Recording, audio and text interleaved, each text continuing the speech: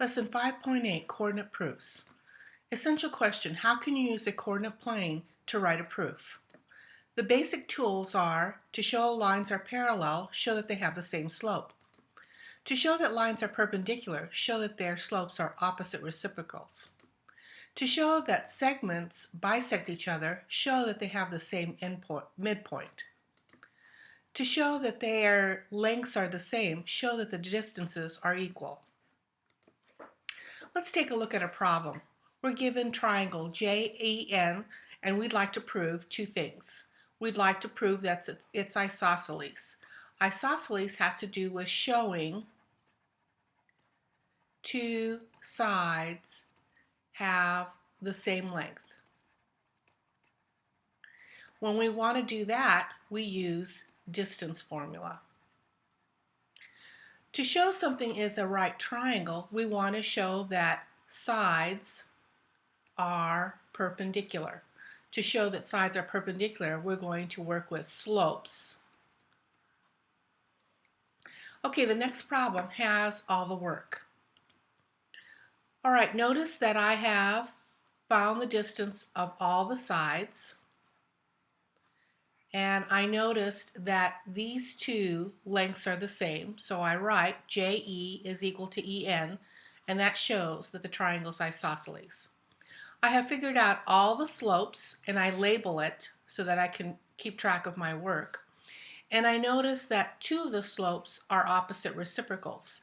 So that means the lines are perpendicular. Perpendicular lines form a right angle, and so therefore the triangle is right. We now have another triangle and we want to show parallel, and we want to show that a distance is equal to half of the other. We're talking about midpoints right here. We want to find the midpoint of AB, and the midpoint of AB will be P. And then we'd like to figure out the midpoint of BC, and that will be Q. Let's go ahead and do that on the next page. So I'm using my midpoint formula, and I find that P is equal to 0, 3, and that Q is equal to 3, -1. I go ahead and draw it on the diagram. So this is what I'm trying to prove. I'm trying to prove that PQ is parallel to AC. Proving something is parallel, you need to look at slopes. Now the next thing I'd like to prove is that PQ, distance PQ, is 1/2 AC. In order to prove that this situation is true, I need to look at distances. The next page will show you the work. Okay, you can see that I have found the slope of PQ and the slope of AC. Notice the labeling that occurs. When I find that the slopes are the same, I write down that these lines are parallel since the slopes are equal. Now I'd like to prove this portion as well, so I have to look at distances. Here's the distance of PQ, which is 5, and the distance AC, which is 10, and then I write down that PQ is definitely half of AC. This is the way I want to see you labeling your work. Okay, we want to find the area of this triangle. Now this triangle is not so easy to find the area of because the altitude and the base are hard to find. Let me show you a strategy in which we can use coordinate geometry to help us find this area. Let's take a look at the next page. What I've done is I've drawn a rectangle around the triangle, and the rectangle is red. Now I can figure out the area of the rectangle easily because I can see the base and I can see the height. And then I can find the area of all of these right triangles, and what I can do is I can take the area of the rectangle and subtract the areas of all these triangles. Let's go ahead and do the problem. All right, so you notice that the base is 11 and the height is 4. This is a 3 and then this is a 1. So the area of the whole rectangle is 44. Now let's figure out the area of this triangle right here, and that will be, and I'll keep this with red, 1/2 base times height. So that's going to be equal to 8. Now I'm going to find the area of this triangle. 1/2, the base is 7 and the height is 3. And so that's going to be 21/2 or 10.5. Now the area of this right triangle, the base is 11, the height is 1, so that's 1/2, 1 times 11, and that's going to be 11 halves, which is 5.5. Now I'm going to finish the problem. The area of the rectangle is 44, take away 8, take away 10.5, take away 5.5, and that's going to be the same as 44, take away 8, minus, and if I put these two negatives together, that's going to be negative 16, which is the same thing as 44, take away 24, and the answer is 20. So we're able to find the area of an awkward triangle where we can't find the base and the height very easily. All right, let's take a look at proving that this SO bisects angle PRS. Now what we want to do first is we need to show the triangles are congruent. If we can show this triangle right here is congruent to this triangle right here, then I can get some corresponding parts out of it. So let's go ahead and do that.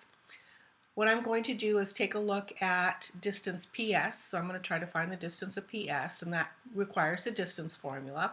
I'm going to subtract this and this. So this is negative 3, take away 0 squared, plus, and then I'm going to subtract these two. 0, take away 4 squared, and that's going to end up being 9 plus 16, square root of 9 plus 16, that's square root of 25, so that's going to be a 5. Now I'm going to do this for SR. I'm going to subtract again, and this is going to be 3 take away 0 squared plus 0 take away 4 squared, and we're going to get a 9 plus 16 again, which is 25. Root 25 is 5. So with these two distances, I'm showing that PS is congruent to SR. And PO, from P to O right here, I can see the distance is 1, 2, 3. And I can see the distance from OR is 1, 2, 3. So I've shown these two are equal. And I know SO is equal to itself by reflexive. So the triangles are congruent by SSS. Okay, so now we can say these angles are congruent by corresponding parts of congruent triangles are congruent. And once I show that this and this are congruent to each other, then it must mean that ray SO bisects that angle. All right, we have an angle bisector now in the given. So we're being told that this angle is congruent to this angle by the definition of angle bisector. We're being told that. We know that this is congruent to itself by reflexive. So if I can just show another pair of sides are congruent, I'd be in business. So this is what I'd like to do. I'd like to show that this side is congruent to this side. Remember, this is the point 3, 5. That's 0, 0, and this is 6, 0. So I'm going to work on distance OG, and that's going to be the square root of 3 take away 0 squared plus 5 take away 0 squared, and that's going to be root 9 plus 25, which is equal to root 34. Now I'm going to figure out GH, and I'm going to do the distance formula again. 6 take away 3 squared plus 0 take away 5 squared, which is going to be 9 plus 25 again, which is root 34. This tells me that OG is equal to GH. So I know this is congruent to this. So these triangles, GJO and GJH, are congruent by side, angle, side. I have a pair of sides, a pair of angles, and a pair of sides. All right, this particular problem is a little bit more difficult because there's no numbers here. There's just letters. These letters stand for a number. It could stand for the letter 5 or 4. And the thing is that this letter, it stands for the same number. Whatever this is also. So we're going to do the same things we would do with points, but we're going to do them with letters.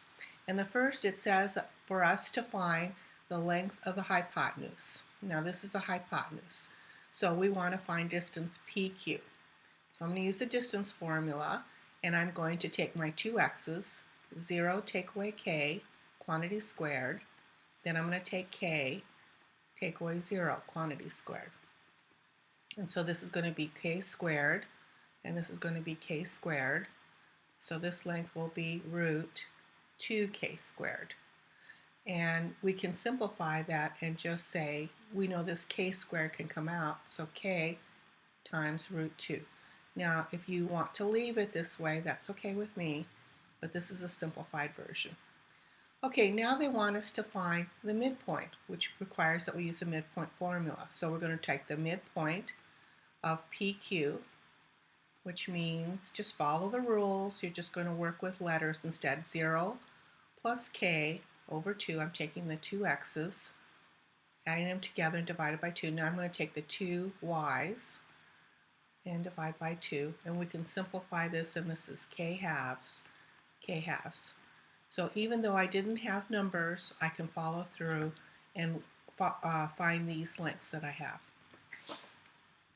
All right, again, we don't have any numbers, we have letters, but we can still proceed. We want to prove these triangles are congruent, and I can see already I have a reflexive, so that's good. Now I'm going to try to figure out the distance OT, which requires that I use the distance formula. M take away 0 squared will be m squared. K take away 0 will be k squared plus k squared. Now I'm going to I figured out this distance right here. Now I'm going to figure out this distance right here. So this is going to be the square root, and then I'm going to take this, and then I'm going to subtract this. So m plus h, take away h, quantity squared, plus k, take away 0, quantity squared. Now we know that these h's are going to cancel, and we're going to have m squared plus k squared. And you can see that this and this have the same distance, so I'm going to put a little tick mark there. Now I'm going to try to figure out what TU is. Now TU is horizontal, and we know that they have the same K, so I'm not going to use the distance formula. I can see that I'm going from here to here, so this must be H. So this distance is H, and I don't have to use a distance formula. Now to find this distance right here, remember, has the same level, and H right here, it's telling me I'm going over H units. So this is H. So this tells me these are congruent.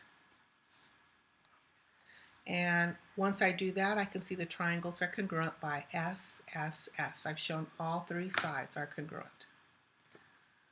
Okay, last one, coordinate proof. We want to show that these triangles are congruent. I can already see I have a reflexive side right here, and I would like to look at OP. Now OP is vertical, it has the same Y, so it looks like I'm going up this amount, 2H. And then I want to figure out this length, and the Y's are the same, so how much does it take for me to go over? And that's going to be 2H. So I can see I have a pair of sides here. Okay, now I want to figure out what PN is, and I'm going to use the distance formula. So I'm going to do 0 take away H quantity squared plus 2H take away H quantity squared. This is going to be H squared, and then 2H minus H is H, and then you square it, that's H squared. If you want to simplify it, it would look like this, 2H squared. So this length right here is, we found it here. Now we're going to find this length right here, and so I'm going to do the same thing. I'm going to subtract these two. So 2H take away H quantity squared plus 0 take away H quantity squared. And when I simplify that, that's going to be H squared plus H squared. So, and when I simplify it, it'll be 2h squared. So I have found that these lengths are the same representation. So I'm going to put 2 tick marks here. So these triangles are congruent by S, S, S.